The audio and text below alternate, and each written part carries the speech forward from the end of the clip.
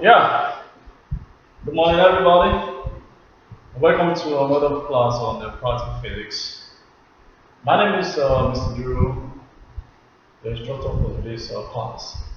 In today's class, we are going to demonstrate and take some readings on SHM using simple pendulum. So I want to sit back while we'll take the readings. First of all, we are going to vary about 3 lengths for this class. The length of the rope, we are going to vary for 20 centimeters, 10 centimeters, and 40 centimeters. Determine the period for each of those lengths, and also plot the graph as an assignment. So, like I said, we're going to determine the time taken for 20 oscillations for length 20 centimeters, for length 30 centimeters, and for length 40 centimeters. So sit back while we'll do that.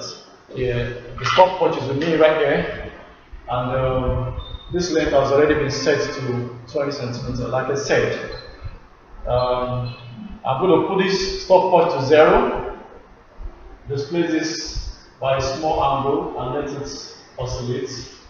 And then I'll start my timing at my convenience. So I'm going to start my timing now. 1, 2, 3, 4, 5, 6, 7, 8, 9, 10, 11, 12, 13, 14, 15, 16, 17, 18, 19, 20. And stop. So let's take down the reading for serial number 1. For length, on top of the table, I'm going to have length, which is in centimeters. Put the units in front of the quantity, and then for length 20.0 centimeters, I have the time of 17.69 seconds. 17.69 seconds. So that's the time. Yes, that one I'll take it as my T1 because in those experiments it's important to take repeated readings. You can never know whether the reading you got is correct or not. So I'm not stopping this oscillation. I'm going to stop this timing, reset it, and start again. At the count of 2. Go. 1, 2, 3, 4, 5, 6, 7, 8, 9, 10, 11, 12, 13, 14, 15, 16, 17, 18, 19, 20. I'll stop again. I have it again at 17.87. So my T2 in seconds is 17.87 seconds. And then I'll find the average time, also in seconds, by adding the first one, the second one, and dividing it by 2. This is to reduce error and improve my preciseness. So I'm done with this one. I go to the second one, which is 30 centimeters. But on the table, don't forget, maybe in another class, I'm going to look at how you prepare a table in a way that you have maximum mark when you're performing an experiment for an exam. So, but make sure you don't write anything without the decimal point on your table. So I won't just write 30, I'll write it as 30.0, just like I wrote 20.0 in the previous reading. So I will adjust the length of the rope until it's up to 30. This is 10, 20, 30, somewhere here. So I'm going to wind this up.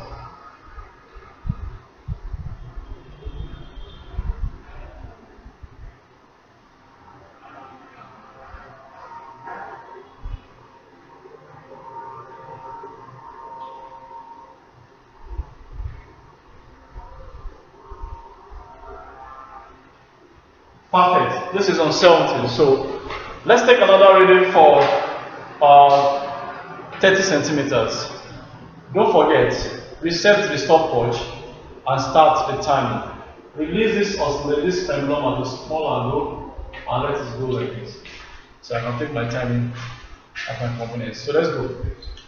1, 2, 3, 4, 5, 6, 7, 8, 9, 10, 11, 12, 13, 14, 15, 16, 17, 18, 19, 20. I'll give it 22.03 seconds. So 22.03 seconds.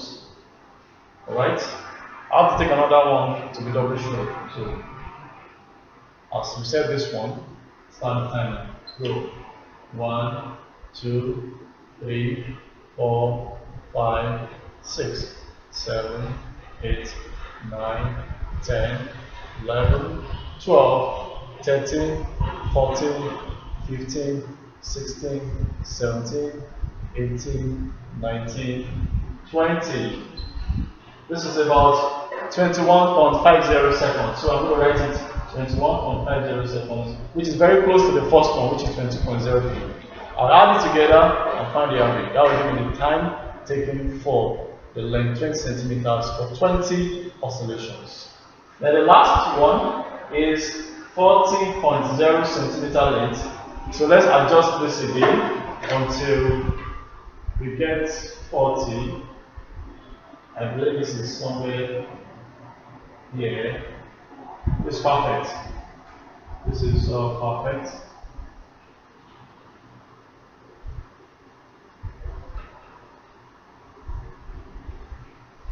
Yeah, this is perfect. So I'm going to take the timing for this again. 20 oscillations, remember, for 2 times and determine the average. Reset the stopwatch and then start the time. Display this through a small angle. Let it oscillate without being conical. And start your timing at a comment. So I'm going to start now. Go. 1, 2, 3, 4, 5, 6, 7, 8, 9, 10, 11, 12, 13, 14, 15, 16, 17, 18, 19, 20. Stop. That's 24.60 seconds. 24.60 seconds. I'm going to repeat the timing again for another 20 oscillations just to improve my accuracy. So I'm going to start. So set this first, then you start. 1, 2, 3, 4, 5, 6, 7, 8, 9, 10, 11, 12, 13, 14, 15, 16, 17, 18, 19, 20. Yeah, and I'll give it about 24.59, very close to the first value. The first value was 24.60. So altogether, I've been able to determine the time for 20 oscillations for length 20 centimeters, 30 centimeters, and 40 centimeters. So I can proceed to find the period from input into the table. The formula for period is time taken for each of the oscillations divided by the number of oscillations taken. And how many oscillations did you take throughout this class?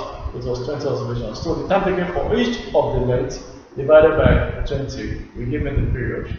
And you can also ask to evaluate t squared, which is just the period multiplied by itself. To give you that. So basically, we've been able to experiment something on this, and I hope you will be able to plot a graph for me as an assignment. Probably you submit it online. You can drop it on my YouTube corner. Plot a graph of L against t raised to power minus 1, that is period raised to power minus 1, and determine the slope of the graph. And let me have your assignment submitted via the YouTube channel. Thank you for listening, and have a wonderful rest of the day. Bye-bye.